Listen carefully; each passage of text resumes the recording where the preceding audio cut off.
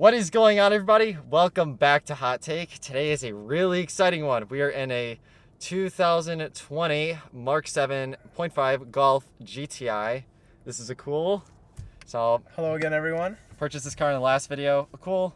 Tell us a little bit about this fine GTI of yours. As Sony said, this is a Mark 7.5 Volkswagen GTI. Well, the year 2020, this car comes standard with a performance pack. So we get Golf R brakes, we get Volkswagen's version of an LSD, and we get a little extra horsepower. Brings this car up to 228 horsepower. Very exciting things. 228 horsepower, which is a healthy number because the car only weighs like a little over 3,000 pounds. The brakes on this thing are really, really good, especially for the size of the car. I'm very excited for this. It is a 6-speed manual, which is the as God intended. All cars should be so. God intended. Yes. But let's go hop on the road and see how it drives. Let's do it.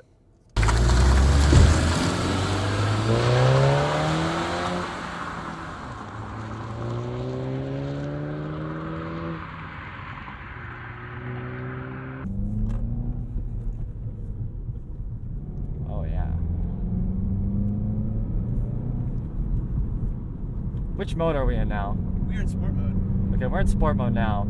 So this car has a few different modes. Well, first initial impressions of power. It's very, very peppy. Lots of good torque. It has that German torque that we like. It does have that German torque that we like. It's very nice. Very nice for around the town, I must mention. Around the town. You would know around the town. Around the town. Yes, your mother would know around the town. Oh, okay. So sport mode gives you better throttle response, builds boost a little quicker based on your throttle, and sound. It does. Volkswagen actually has something called the... I'll let you do a pull here. Go ahead. Volkswagen has something called the sound conductor. I'm probably mispronouncing that. It's a very German word. But it's basically like their version of piped-in audio. So in sport mode, you're going to hear a little more of that rumble. It comes literally from right behind the dashboard. It's not piped into the speakers or anything, from my knowledge. It is a physical pipe that they use to channel, more of that exhaust noise, more of that intake noise, some turbo noise. But sport mode brings that out, and then eco mode will just get rid of that if you want to have a nice quiet drive to and from work or something like that. You do have a kickdown switch, but it's not a kickdown switch. I do have a kickdown switch. It's for boost. Is it for boost? Yes. So, no switch, switch. Oh, it is for boost. Oh, wow. GMC Envoy XUV over there, gem. That's cool. They give you, yeah, I mean that's cool too. No, yeah, go ahead. The switch, that's cool. That's funny that you mentioned that. So on some other BMWs or other German cars, they have a kickdown switch. Tell automatic transmission kickdown. This has a similar switch to the kickdown, but when you hit the switch, it goes full boost. And the interesting thing about that is I went on a Volkswagen Mark 7 forum, a very popular one on the internet, and some owners said they have the switch on their manual transmission. Some owners say they have no idea what we're talking about. So it must be like a generational thing, or maybe certain model years have the switch and certain don't, but I think it's fascinating that I have a switch for boost. It's very funny. A little bit of rev hang, but it's not too bad. The rev hang very much fits the flow of the car.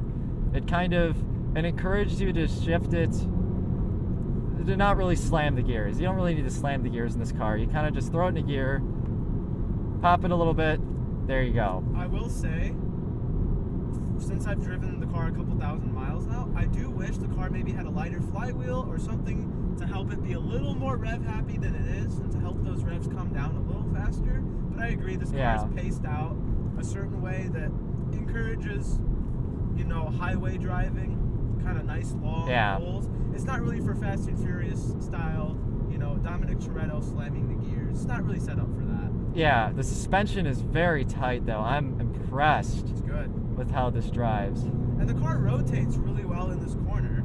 It does. It almost feels kind of like a rear-wheel drive car. There's a little bit of front end pull. Granted, we're not hitting these corners that hard. This is like 6/10 driving, 7/10 driving, but it's very tight and very confidence inspiring. The steering feel too is pretty solid. And I think it's really cool that you can ask the car to lose traction in the rear whenever you want it to. Yeah. So, kind of tell me about your experience with that. Right. Some people, well, I will say, I've read on forums, some people say these torque steer and whatnot, I'm not really experiencing that, but we're not really going fast enough.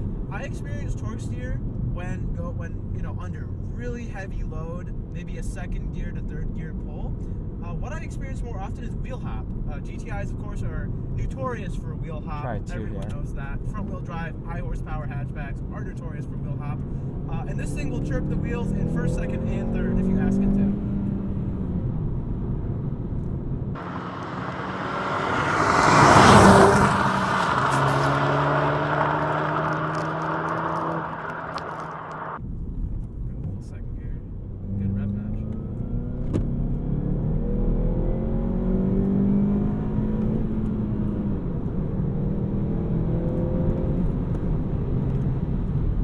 Brakes are really good. Oh, those brakes are so potent. They are meaty. Very meaty.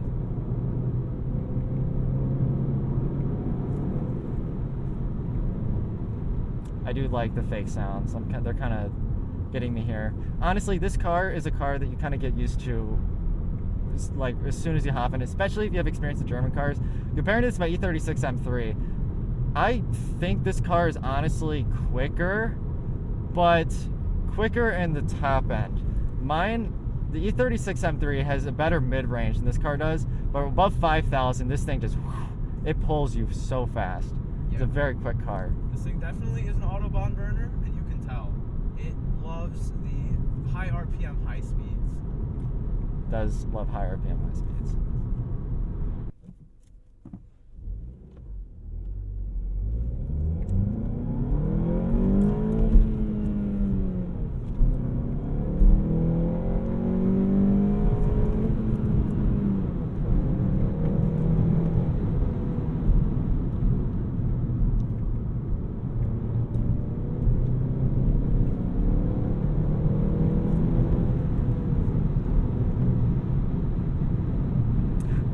It's a properly quick car. It is, and you forget that you're in a hatchback.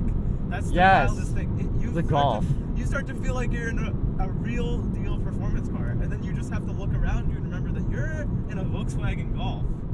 Literally. That's the part that messes with me the most.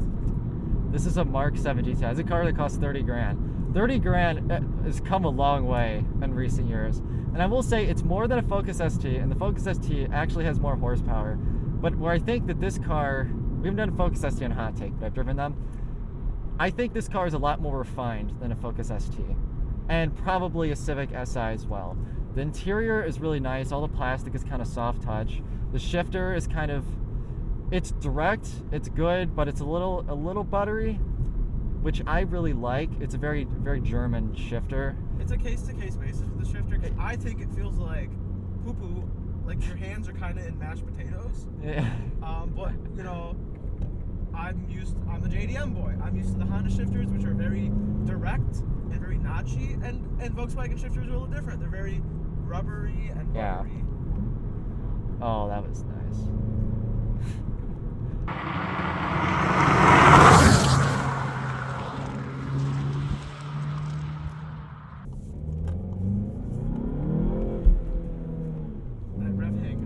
Kills it.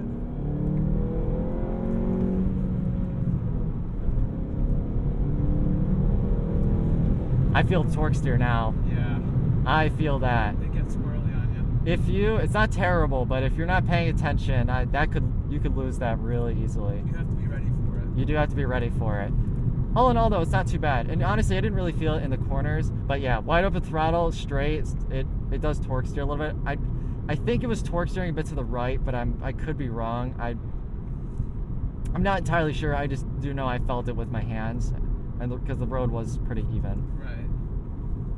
Features, I do like this car. Gives you a real oil temp gauge. You can also get a digital speedo, which how do we flip through the? Oh, it'll be the button on the steering wheel. It's right by your thumb, the up and down button. Yeah.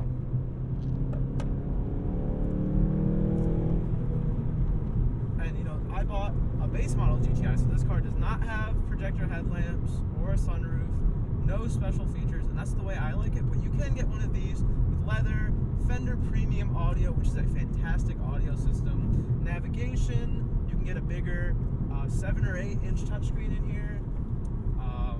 I believe you can get radar cruise if you get the Autobahn, which is the kind of king of the hill. Radar, cruise, and a Golf. Radar, cruise. Which button was it again? Up and down right here by your thumb. Oh, on this side. You can flip through those. Oh, I see. There's my digital speedo. Do they have a tack in here? No. Oh, that such a missed opportunity. Nor do they have a boost gauge, which is quite disappointing because the Mark 7 has a boost gauge. The Mark 7.5 does not. They to took my it knowledge. out. They took it out. They took a couple things out actually with the 7.5. Interesting choice. Mark 7.5 owners, if you know how to get a boost gauge in this car, please comment down below. I would love one. Yeah, please contact me at. Please contact Sonny's mother. No, I'm joking. Dang, we're really going after my mother today. We're really going on your mom today. Hello, Stacy Ann. Third gear, yeah, she might be watching this. Third gear is a really nice gear in this car. Second and third, gotta be my favorite pull. Third to fourth, also very nice. That highway on-ramp gearing is definitely where this car is the happiest. And you can just feel it. You can feel the boost load.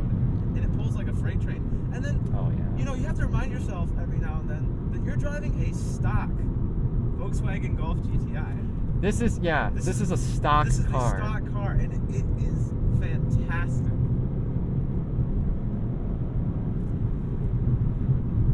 You guys can't tell, I'm having a lot of fun with this car. It's fantastic. It's infectious. It makes you want to drive it more and more. And it only gets better from here because this platform is so easily modifiable. Stage 1 tunes, stage 2 tunes, downpipes, clutches. I mean, there's a litter of parts on FCP Euro just to make this shifter feel however you want it to feel. I mean, this is the platform that's been well loved since the Mark III.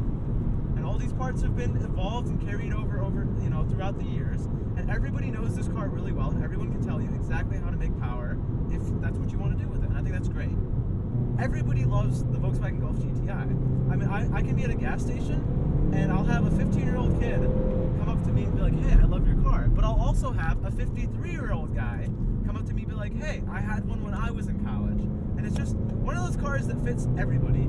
No one looks weird driving a Volkswagen Golf GTI. Ooh, that was good. Those brakes are so much more potent than you think they are. Oh, yeah. You're ready to get into the pedal and then...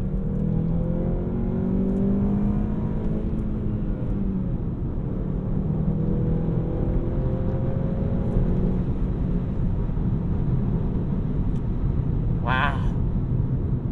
Very intoxicating car. Yeah, anyone can hop in this car, anyone can feel like a superhero. It really is just a phenomenal car to drive.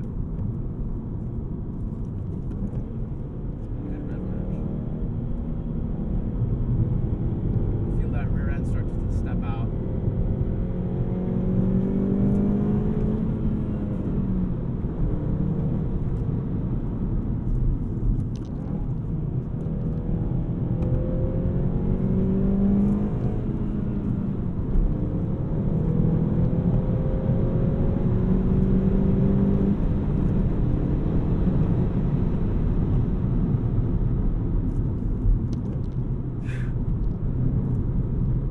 It's very fast. It is a very fast car. Very fast car.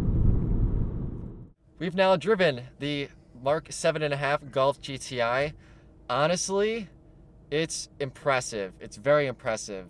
The value for performance here is very good. The car is tight. The steering is tight over the corners. The shifter action feels great. It's a little buttery, but I personally like it, and I think it just feels phenomenal. It's very powerful with potential for more. And overall, I think it's just a great car to drive. As the JDM fanatic in this car, I would have to agree. I think if you're someone like me who previously only was really interested in import cars and maybe some domestic cars, and you want to dabble in something European, you want to dabble in the German game, this is a great place to start. The Volkswagen Golf GTI is the hot hatchback. It just is. This is the hot hatchback. It's the OG, the GOAT. Yeah, it's great for a reason, and people love them for a reason, and I don't think you'll truly understand it unless you own one for a little bit and you see what it's about, and it makes you want to drive it more and more. And that's a problem. That's dangerous. It's very dangerous. And with that, we will give it a score. Starting off with the utility score, this Golf is a nice place to be. The ride, while a little bit firm, is still forgiving with not too much wind noise.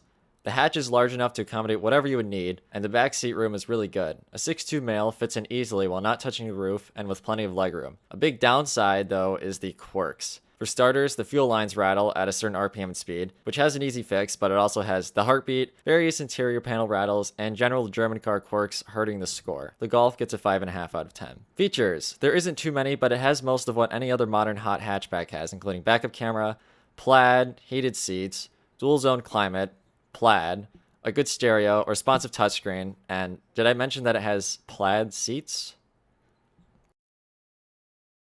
Materials are good. All the plastic is soft touch and the door card pockets even have a felt lining to prevent door card rattling. Seems like Volkswagen learned from their previous mistakes, so it gets a 5.5 out of 10. Average fuel economy is 27, giving it a 7 out of 10. In the weekend categories, the cool factor. GTIs are cool, but they aren't really anything special. That said, I always look twice when I see one, and I think most car people can appreciate this car, giving it a 4 out of 10. Driver's feedback. The shifter, while rubbery, is direct and communicative. Brake pedal feel is one of the best amongst stock modern cars, I felt, and are extremely potent with the aforementioned Golf R brakes. The other pedal inputs are acceptable, and steering feels pretty good relative to modern cars. It gets a 5 out of 10. 0 to 60 is just shy of 6 seconds, giving it a 5 out of 10. Should you buy it? I would say yes, with a but. The GTI is currently the second best dollar for performance car on the newer used hot hatch market. Best if you include modifications and Focus STs being unable to handle more than their stock power. Value is great, but the only reason I would tell you not to buy it is the maintenance relative to other hot hatches. It is a German car, which requires a higher standard of care. If you're a DIYer, then this is no problem, but for anyone paying dealership rates, I would be hesitant to get this over another equivalent. That said, I'll still give it a 12 out of 15, putting it here on our list. This ranks it our new list leader. Our closest equivalent is the Fiesta ST. This Golf offers a little bit more of everything, just giving it a slight edge. I still think it's one of the best values in the car market, beating out the Golf, given it costs a lot less. The Golf GTI is the original hot hatchback, and the Mark 7 lives up to the hype of its ancestors. It's a fun performance hot hatch that frankly fits in that sweet spot of not slow but not too fast. If you don't mind doing the extra care that comes along with a high performance German driveline, then this is a great option in the used car market.